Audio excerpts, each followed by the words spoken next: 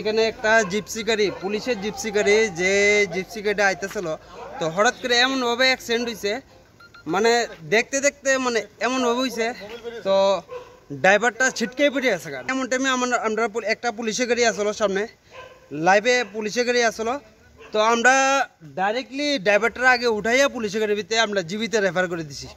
বলতে এখন জাস্ট খবর পাইলাম আমি একটা, যেখানে একটা পুলিশের গাড়ির সঙ্গে একটা ইনসিডেন্ট হয়েছে।